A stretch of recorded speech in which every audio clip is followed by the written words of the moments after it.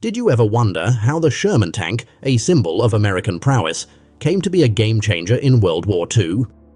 In the early 40s, amid the chaos of global conflict, a new breed of war machine was born, the Sherman tank.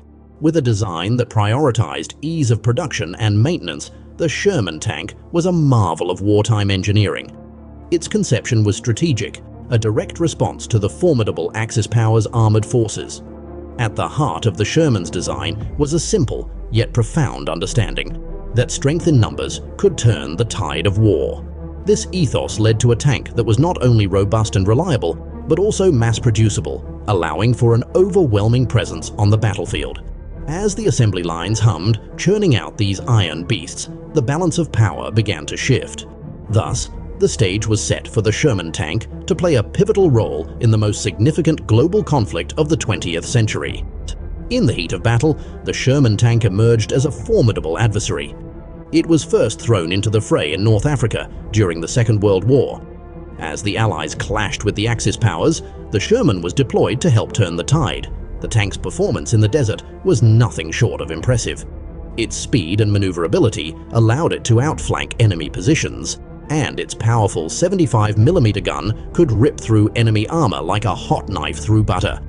The Sherman made a significant impact, helping the Allies secure victory in North Africa. But the Sherman's story doesn't end there. It was also deployed across the Pacific, where it played a crucial role in the island-hopping campaign. As the Allies moved from one Pacific island to another, the Sherman was right there with them, providing invaluable support.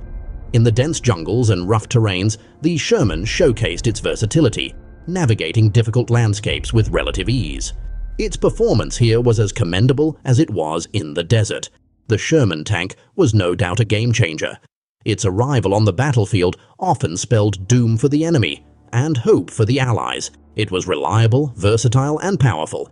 It could take a beating and keep on rolling. It could adapt to different terrains and weather conditions. It was the tank that could. But the Sherman tank's journey was far from over. It had proven itself in North Africa and the Pacific, but there were bigger battles ahead. The Allies were planning the largest amphibious invasion in history, and the Sherman tank was going to be right at the heart of it. The Sherman tank had proven its mettle on the battlefield, but its real test was yet to come. June 6, 1944, a date etched in history, marked the largest seaborne invasion in history, with the Sherman tank at the heart of the action. The D-Day invasion, a daring assault on the beaches of Normandy, was a crucial turning point in the Second World War. And in the midst of this monumental event, the Sherman tanks held a pivotal role. As dawn broke on that fateful day, the first wave of Allied forces stormed the beaches. Their objective was clear: secure a foothold in enemy territory. And to achieve this, they needed firepower, mobility, and protection. That's where the Sherman tanks came in. The Sherman tanks were designed to support infantry, and their role in the D-Day invasion was no different. They were the first to land on the beaches, providing crucial cover for the soldiers as they disembarked from their landing craft. The tanks advanced, their guns blazing, clearing the way for the infantry to move in. But the invasion wasn't without its struggles. The Germans had fortified the coastline with a network of bunkers, pillboxes, and obstacles. These defenses posed a significant challenge for the Sherman tanks. Many tanks were lost to anti-tank guns, mines, and other hazards.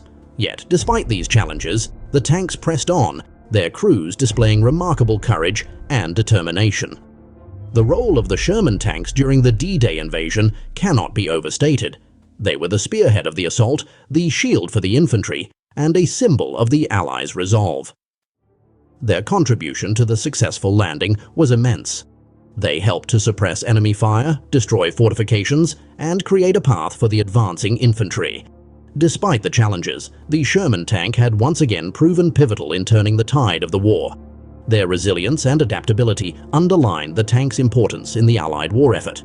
And as we'll see in the coming scenes, their impact didn't end with the D-Day invasion. They would continue to play a significant role in the battles that followed, shaping the course of history in the process. But how did the Sherman fare against its German counterpart, the infamous Tiger tank? This is a question that has sparked many a debate among history and military buffs alike. Let's start by comparing the armor. The Sherman's armor, while robust, was outclassed by the Tigers. The German tank boasted up to 100mm of frontal armor, compared to the Sherman's mere 76.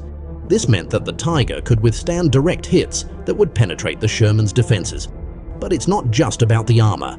Firepower is a crucial factor too. The Tiger had an 88mm gun, a fearsome weapon that could destroy a Sherman from over 2,000 meters away. The Sherman's 75mm gun, on the other hand, had to get dangerously close to stand a chance of penetrating the Tiger's armor. And then there's mobility. Here, the Sherman held a distinct advantage. It was faster, more maneuverable, and, crucially, more reliable than the Tiger. The German tank, while impressive on paper, was plagued with mechanical issues and was notoriously difficult to transport due to its massive weight. Still, the question remains: how did the Sherman, with its inferior specs, stand up to the mighty Tiger? The answer lies in strategy. The Allies understood their tank's limitations and used them to their advantage. They employed flanking maneuvers, using the Sherman's superior speed to get around the slower Tiger. They also made use of their numerical superiority. There were simply more Shermans than Tigers, and they could afford to lose more in battle. But perhaps the most important strategy was simply to avoid engaging Tigers whenever possible. Instead, they would target the less heavily armored support vehicles, disrupting supply lines and leaving the Tigers isolated and vulnerable. In spite of its technical inferiority, the Sherman tank, with its strategic deployments, managed to hold its ground against the mighty Tiger. It's a testament to the ingenuity and adaptability of the Allies, proving that in war, it's not always the biggest gun that wins. As World War II ended, what was the legacy that the Sherman tank left behind? The legacy of a machine of war is more than the battles it fought. It is the influence it wielded on the tide of conflict and the impact it had on the future of warfare. The Sherman tank, an iconic symbol of American resilience and ingenuity, left behind a legacy that is still evident today. The Sherman's influence on the outcome of World War II is significant. Its sheer numbers, adaptability, and reliability gave the Allies a much-needed edge on multiple fronts. The tank's versatility allowed it to serve in various roles, from a direct combat vehicle to a recovery vehicle, bridge layer, and even a rocket launcher. This adaptability was a game-changer, enabling strategists to employ the Sherman in ways that maximized its effectiveness and minimized its weaknesses. But the legacy of the Sherman goes beyond World War II. It set a new standard for tank design, emphasizing reliability, ease of manufacture, and versatility over sheer firepower and armor.